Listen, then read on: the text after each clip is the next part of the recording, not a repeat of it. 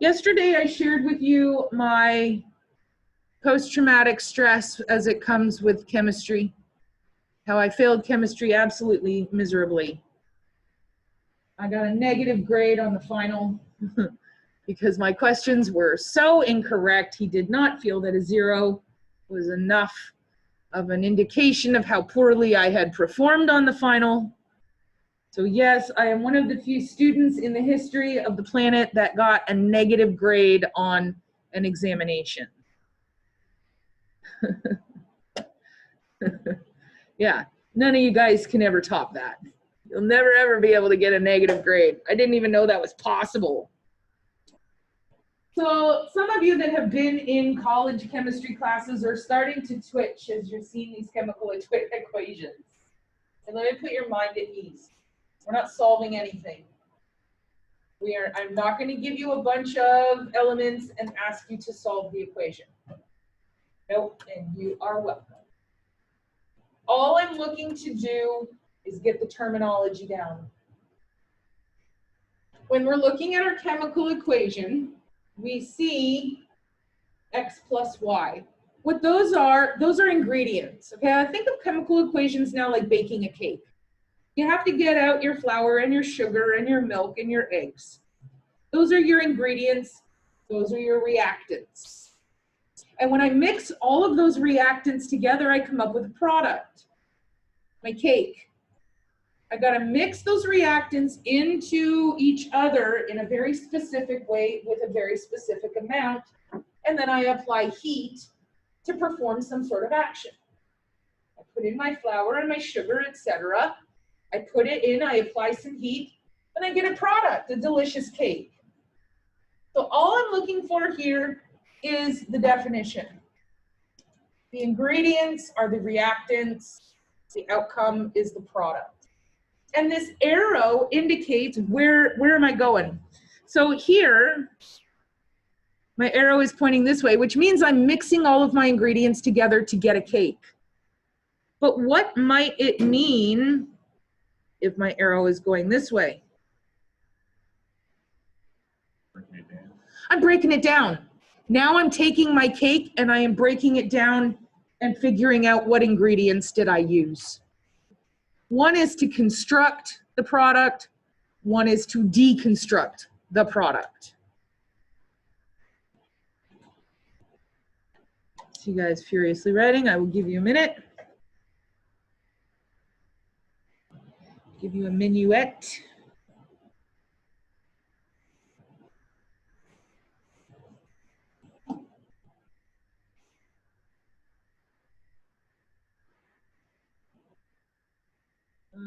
What are you guys doing in intro? I haven't asked you that in a while. Oh, you're still doing charting. Oh, so important. Oh, pay attention to that, please. Because that's the one thing our USDA person, when they come in and check, oh, Lord, they go down some rabbit holes with those charts. They check every single page, every single entry. If there's even an initial out of place, we get a ding. And I don't like dings because that's kind of my job. I'm responsible for the USDA. All right, so don't panic. Did I say we're not solving any equations? We're doing terminology only. We have 3 basic types of chemical reactions. Of course I can, yes. Thank you. How's that? Better? Yes. So I have 3 basic types of chemical reactions. The first one is called a synthesis reaction. Synthesis means to create. So like next term when we get into nutrition and we start talking about nutrients that your body can synthesize, what that means is your body can make them for itself. You don't have to take them in. Synthesis means to create something. And so what I've got here is just what we talked about. Here's my reactants, X plus Y. Mix them together, bippity boppity boop. I have a product of XY. X plus Y are my ingredients. Mix them together, we now have the product, we now have the cake. I've created something new, huzzah. Decomposition is just the opposite. Okay, I may be a sick ticket, but what is the first thing, I'm just curious, what is the first thing that you think about when I say the word decomposition? Yeah, okay, I'm not weird. Because I asked that question in the first period class expecting, a dead body, and nobody thought of that first off. The minute I hear the word decomp, I think immediately is a dead body. Maybe I've listened to too many serial killer podcasts. It's a possibility. Decomposition means that we're breaking something down into its most basic molecular structure. Same thing happens when your body after you die. The bacteria, your ambient environment, all of that starts to break down the cellular components of your body. So here is our example. We now take our product, okay, we created our cake. Here's our cake. We're going to break it down and figure out the ingredients that made the cake. We have decomposed, we have deconstructed our cake. Finally, we have our exchange reaction, and this is simply where we do a swip swap. Here I have WX, and I have Y and Z. Let me go over here to my computer so that my television audience can see this too. WX, Y, and Z. And you can see I take the W, and I take the Y, I take the X, I take the Z, and I swip swapped them. And so what I've got here are two brand new products. Now, what is the whole idea behind the energy here? If I want to make something, right, it takes energy. It takes energy for me to make sure I have all the ingredients, to get them out, to measure them in, to set the oven, to put the cake in. That all takes energy. To deconstruct the cake is what, in my mind, me eating it. And honestly, that doesn't take very much energy at all. I'm just sitting there shoveling cake into my cake hole. So to create, to synthesize requires energy. To decompose something actually releases energy.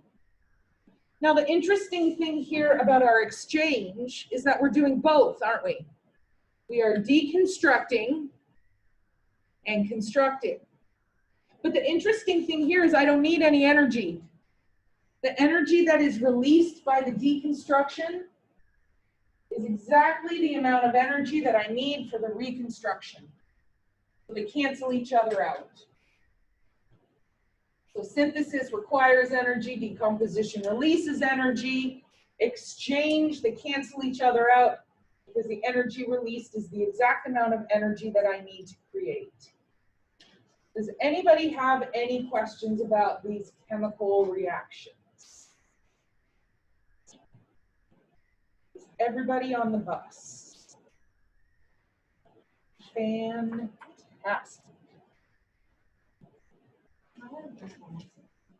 Can what? You can have as many seconds as you need, because that means I can just sit here for a minute.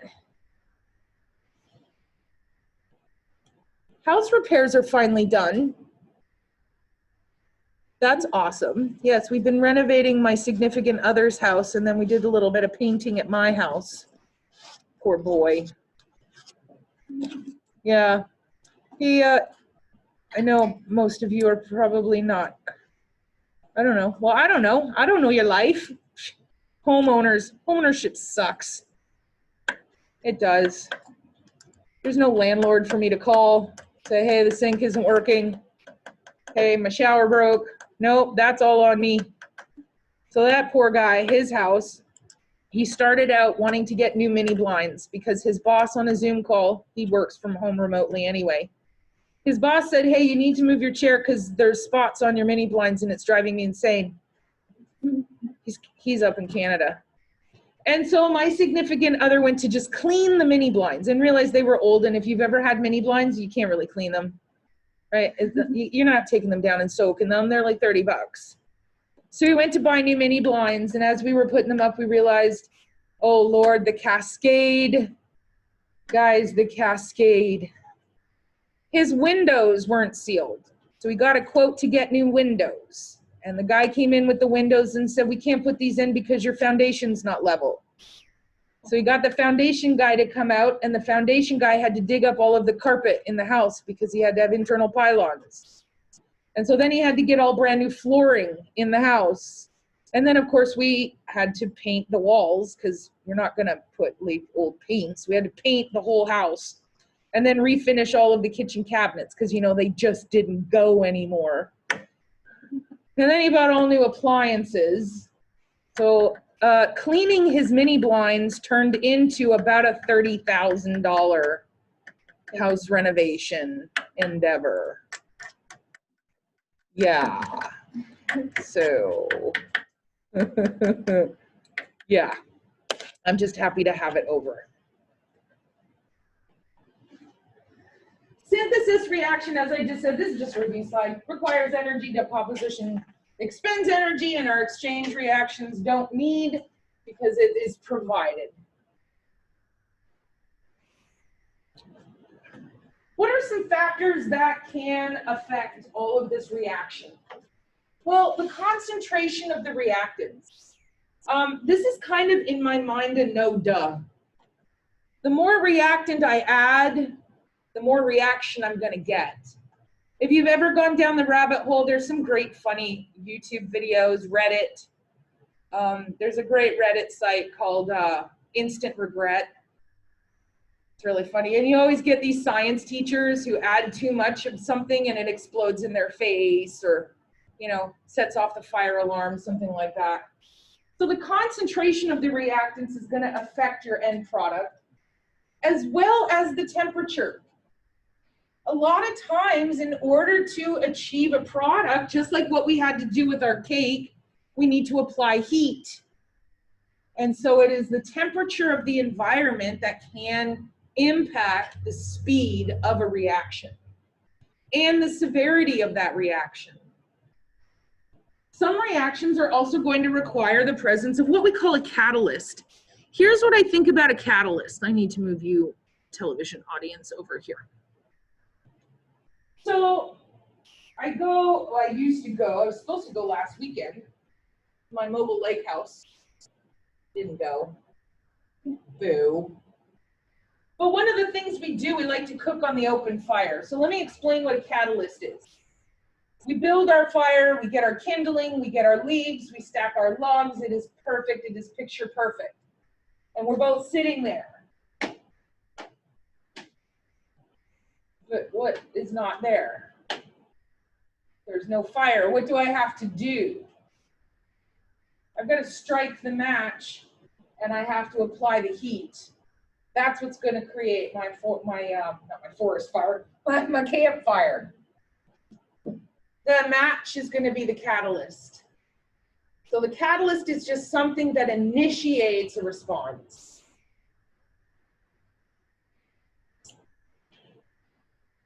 Oof, not really warm in here. Is it just me? You're freezing? Usually I'm cold, but like I am sweating my butt off up here. Trying to get my steps in.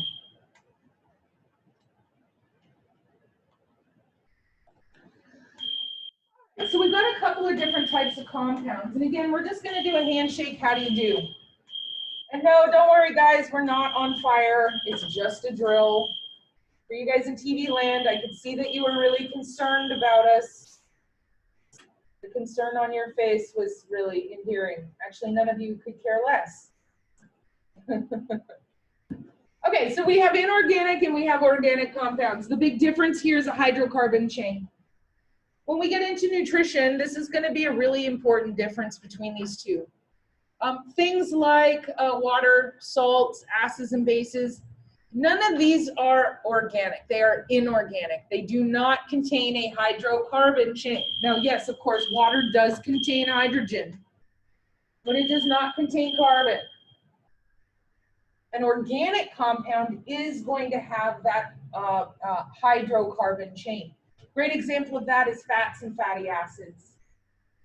Fats and fatty acids have this organic hydrocarbon backbone, and you can have a variety of double bonds within this backbone, and that will determine what your body uses with the fat.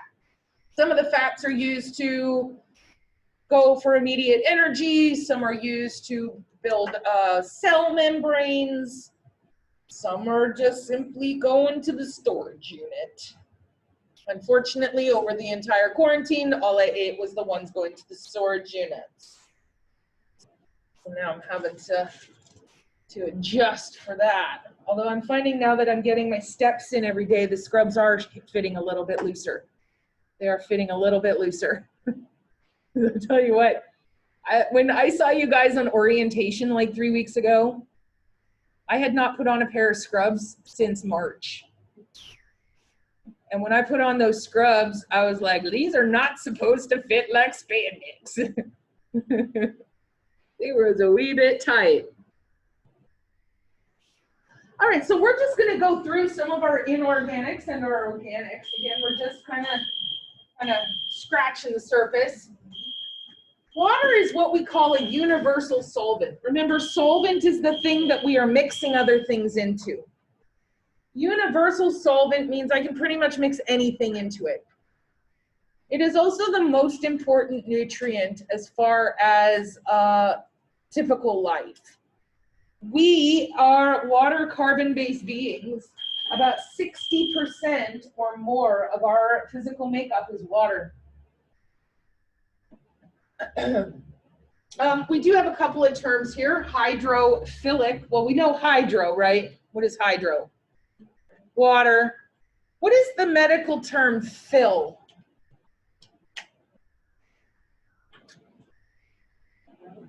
To love. And then what is the suffix ic? Pertaining to. Hydrophilic is pertaining to, loving, or being attracted to water. Hydrophobic, what is a phobia? A fear, something you have an aversion to. Hydrophobic is pertaining to repelling water.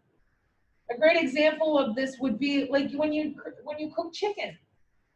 You have your chicken fat pan and you put it into the sink to soak. That's just code for I don't feel like doing the dishes right now. But you fill it up with water and now you got big globules of fat. And it doesn't matter how much agitation you put, never gonna mix together because the fat is repelled by the water. This is very important, this hydrophilic, hydrophobic. And again, you don't have to write this part down. It's just so you've heard it before. We have stuff called a cell membrane. All of our cells have one. It's like the skin of our cell. And just like our skin, it is meant to keep some stuff in and keep some stuff out. And the way that our cells do this is that they have a specialized skin, the cell membrane, that the outside of it is hydrophilic and the inside of the cell membrane is hydrophobic. And what that does is it regulates the amount of stuff going back and forth through the cell. So a hydrophilic, hydrophobic, we're going to use these words again when we start talking about our cell membrane. Water is a great transport medium because not only is it able to flow easily throughout our closed circuit, like our blood vessels, and go through our organs and that, but it also allows our cells to be cushioned from one another.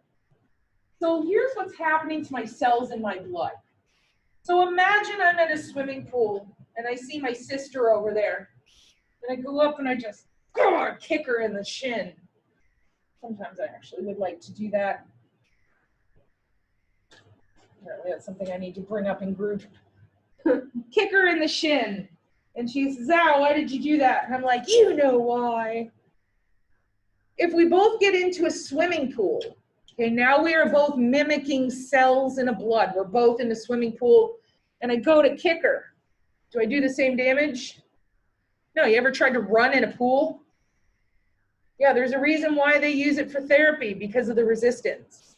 So what is happening is my cells being suspended in this fluid, even though they may be coming in contact with each other, it's creating a buffer, it's creating a barrier, so that my cells aren't damaging each other as they're bouncing off each other in my blood transport. Another biological example of water is urine, your pee. Your kidneys produce your pee. Your kidneys are the filters of your body. They are also the hoarders of your body. Your kidneys retain about 99% of what goes through them.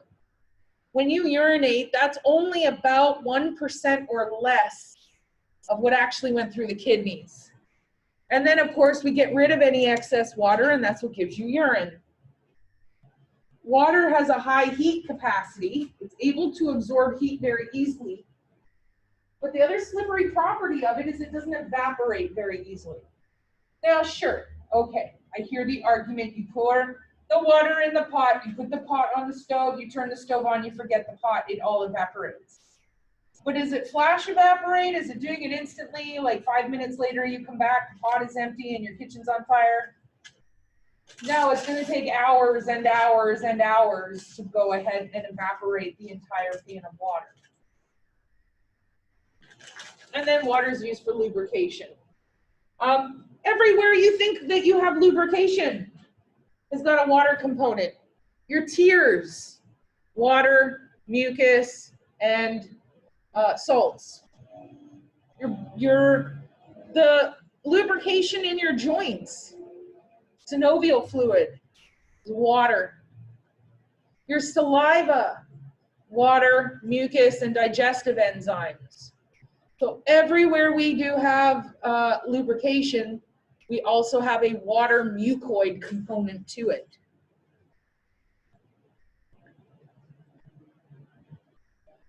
Salts. Salts are inorganic compounds that have an ionic bond, just like the salt that we talked about, sodium and chloride. That is the most common salt, inorganic salt that we will use, is our sodium and our chloride with our electrostatic ionic bonds. These can transmit an electrical charge, and because of that, sometimes they're called electrolytes. So when you drink the Gatorade, right, you take the electrolytes, you drink the baby, what is it, the baby juice, like Pedialyte, thank you. I could not for the life of me remember that. Pedialyte baby juice. I love that you just knew what I was referring to, though. You know, the baby juice. Baby juice, huge electrolytes. We have some really important electrolytes in our body, like sodium, chloride. We also have potassium, which is an electrolyte. So these do transmit some sort of electrical charge, hence the name. So when you drink the Gatorade because you went out and you were cutting the lawn, you were sweating profusely, you were outside playing a sport, I don't recommend that right now. Too hot, too hot. But you're sweating profusely, sweating. Well, there's a reason why your sweat tastes salty. You're also leaking out sodium and chloride and potassium. There's a reason why after you work out and you sweat, that your muscles cramp up. You ever had a major Charlie horse after you worked out real hard? Has anyone in here never experienced a Charlie horse? Kind of horrible one. Like, I was like in the middle of sleeping and like I got a Charlie horse and I started screaming to my brother to come help me. I'm like, Andre, you need to like come like massage my legs. I couldn't even like sit up to get like to massage myself. And it usually happens at night when you're sleeping. It's horrible. And all you can do is sit and punch it, right? Isn't that funny? That's the thing we all do is we just sit and we're like, ah. Well, that's because you've depleted an electrolyte called potassium. And that's why they recommend electrolyte heavy fluids after you've done a copious sweat, after you've sweated all of your electrolytes out. Because it's a lack of potassium that's causing that. So a little fun anatomy trivia fact for you. Acids and bases. You're going to talk a lot about these when you get into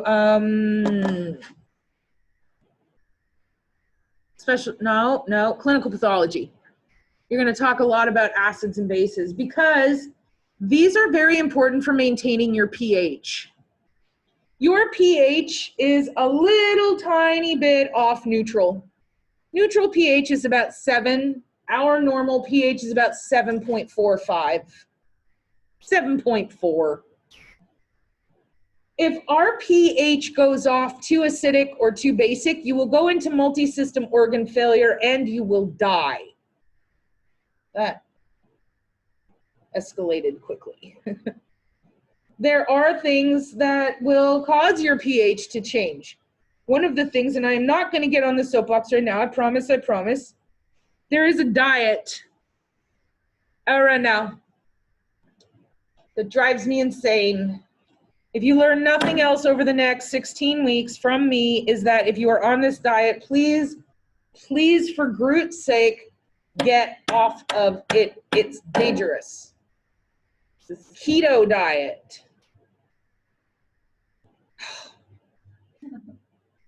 Keto diet is a repackaged diet from the 80s called the Atkins diet that killed a ton of people. The Atkins diet was repackaged in the 90s, and now we see it today as the keto diet. The idea is you can eat as much protein as you want, but you are not supposed to have carbohydrates, and you're supposed to have minimal fats. Well, the problem with this is that your body still needs the carbohydrates to use the other two nutrients, so the idea is you're breaking down massive amounts of stored energy, right? Huzzah, that's exactly what we want. I want to slim myself down, and I want to do it quickly. We are humans. I want it, and I want it when? Now. Yeah, this is our, you guys are participating now. I want to be thin, and when do I want to be thin? Right now. And so you do lose a large amount of weight, but the problem is that your body breaking down that stored energy forms a byproduct called ketone bodies, hence the name of the diet, keto.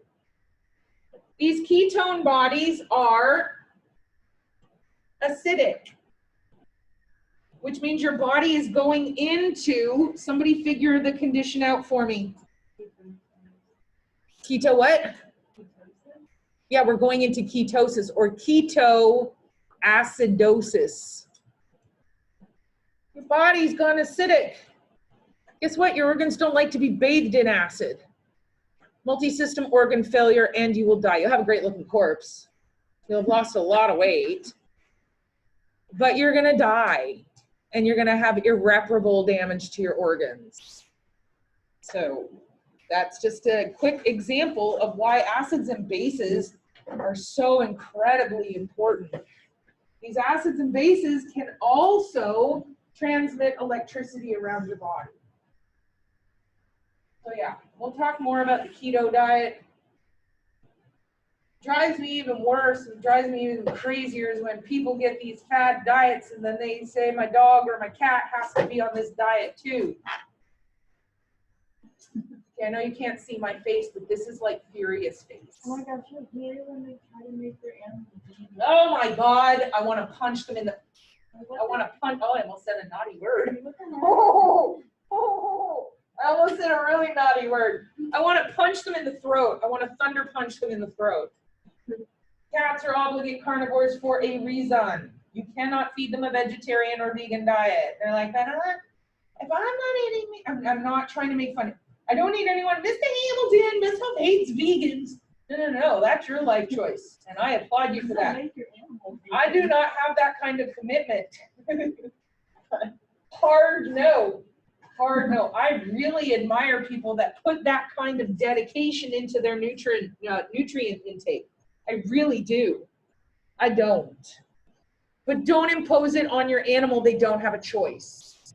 And I have seen cats come in with kidney failure, liver, oh God, the liver failure. Cats and no protein, their livers are just dead, no liver.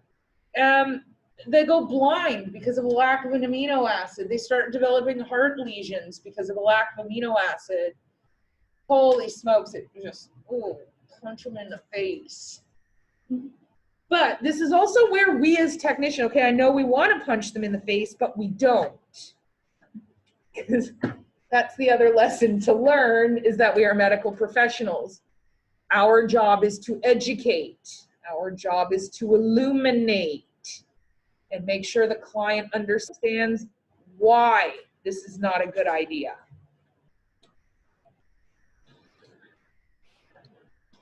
Sorry, I got a little excited there. So there's our pH. I know it's a little hard to see, but the lower the number, the more acidic it is. So for example, 0, hydrochloric acid. This is like battery acid. This is also like the acid in your stomach. You do know that you have a version of hydrochloric acid in your stomach. Yeah. Here, look, how many coffee drinkers do I have? Oh my goodness gracious, I got a lot of coffee drinkers. Nope. Nope, nope. I'm a Diet Coke drinker.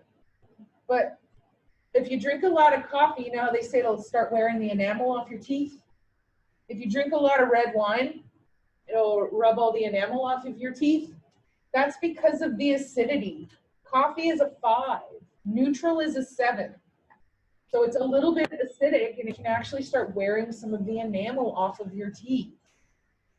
Here, when we start getting into the higher numbers, greater than 7, here we have Clorox, which is a 9, milk of magnesia, which is about a 10.5, et cetera, et cetera. So the thing to know, the lower the number, the more acidic it is.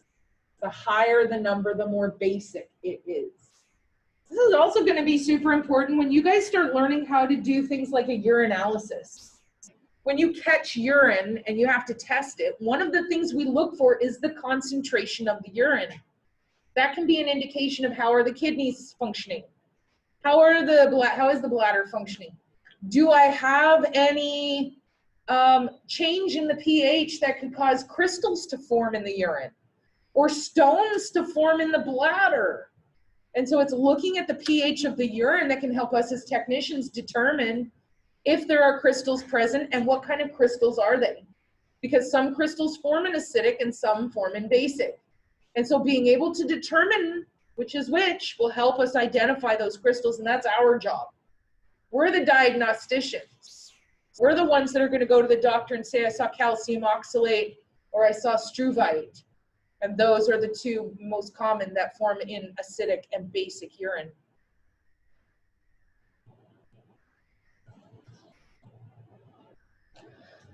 We also have these things called buffers. And what a buffer is that it minimizes any kind of change in acidity. So a buffer, a great example of a buffer is where we can change the acidity more basic. So I don't know if this one translates because some of my idioms are Canadian. Have you ever heard of the condition, I have a sour stomach? Like you ate something, well, it happens to me, I'm not a fast food eater, but every now and then I get this overwhelming craving for McDonald's. It happens to me about twice a year. That's it, twice a year. I have this overwhelming craving for McDonald's. I eat the McDonald's. I instantly regret eating the McDonald's because it sits like a stone in my stomach. And I get uncomfortable and I just don't feel good. And now my stomach's producing a lot more acid. I start burping. I get a little bit of acid reflux because of the amount of acid that my stomach is producing.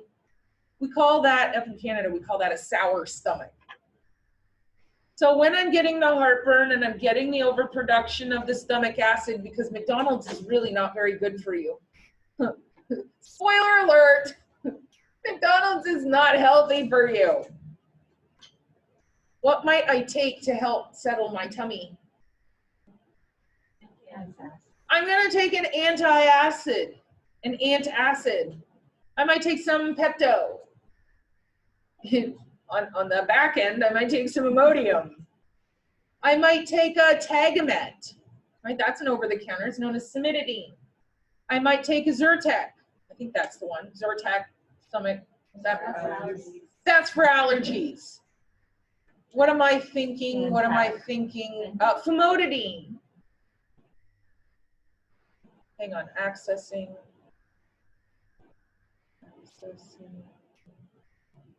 There's Tagamet. Damn it, what is famotidine? What is the brand name for famotidine? It doesn't matter. Now my brain will work on it in the background. So what these do though, these are known as buffers. And what they're gonna do is help alter the change in the pH and help to neutralize it. Here's a fun fact about buffers. Cows are delicious, but they're also disgusting. No, it's not Lasix. Cows are delicious, but also disgusting. So you know that cows have multiple chambers to their stomachs, right? They're polygastric, many stomachs. And what happens is they eat the grass and it bounces back and forth between the two cranial chambers, and then they regurgitate it, right? They don't vomit. They just simply, it's like you having a burp. When you burp and there's a meaty little fun surprise at the end of it, like you ate your Chipotle burrito too fast and you burp and it makes a reappearance and then you just quickly chew it and swallow it again. That's what they do. They regurgitate this, this grass, this digest. They re-chew it, they re-swallow it. Well, if we think about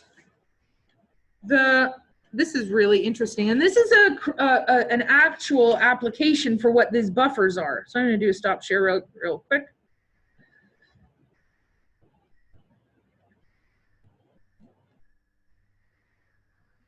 Are you trying to think of Pepsid? Yes! Oh, thank you.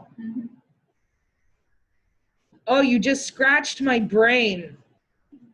I had one of those itches that you can't reach on my brain and I just couldn't scratch it. Thank you. Thank you forever again. Thank you. All right, here's what I want to draw. So I'm not drawing a typical cow stomach, okay? I'm going to draw, here's a stomach, and then here's another chamber, here's another chamber, here's the other chamber. This is the esophagus, right? That's your food tube. As we get the digest here in the cranial chamber of the stomach and regurgitate it, now this stomach, although not nearly as acid as ours, okay, we don't have the same acidity, still acidic. The inside of this stomach is protected just like ours with a specialized mucus. So it's lined with this mucus. I'm not doing a very good job of lining, but you get the idea. But guess what's not lined with this protective mucus? The caudal end of the esophagus. And the problem is that when this animal regurgitates, some of this is gonna burble, actually, use a different color, use green for poison. Some of this acid is gonna burble up into this caudal end or lower towards the tail end of the esophagus. The esophagus is not protected. It's gonna burn right through, cause an ulcer, killing the animal. But we don't have cows dying left and right of esophageal ulcers. How can that be? They produce a natural buffer in their saliva. So every time they swallow, they are swallowing a buffer that neutralizes that acid in the esophagus. Here's why I say cows are disgusting. Cows will produce, now I'm not lying here, you can Wikipedia the crap out of this. Cows will produce upwards of 20 to 25 gallons. That's gallons with a G per day of saliva. Let's put that into perspective, okay? Imagine in your brain, I'm giving you all an empty gallon milk container, right? Sitting in front of you, I want you to see it. I want you to visualize it. So now, okay, this is the disgusting part. Every time you spit, every time you swallow, I want to spit your saliva into that gallon jug. How long do you think it's going to take you to fill up that one jug? 3 days. Yeah, probably 3 to 6 days. for 1. Cow is filling up 20 to 25 in 1 day. Because it has to constantly be neutralizing with the buffer, it has what's called a sodium bicarbonate in its saliva as the buffer that neutralizes that esophageal acid. So that's just a clinical, critical application of what we're talking about here, the abstract of buffers, but how it actively applies to the anatomy and physiology of an animal you guys are going to start working on. It's all connected. Time flies when we are having fun, you guys. When you're late to class. All right, so I'm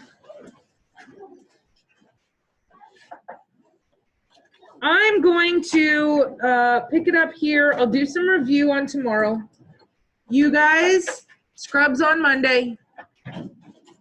Shoot me an email if you need the contact information for the company that does the embroidery. My hope is that you don't. And I'll see you guys tomorrow as my television audience. You guys, I'll see you here tomorrow as my live studio audience, and we will get you your scrubs on tomorrow. You guys have a wonderful day.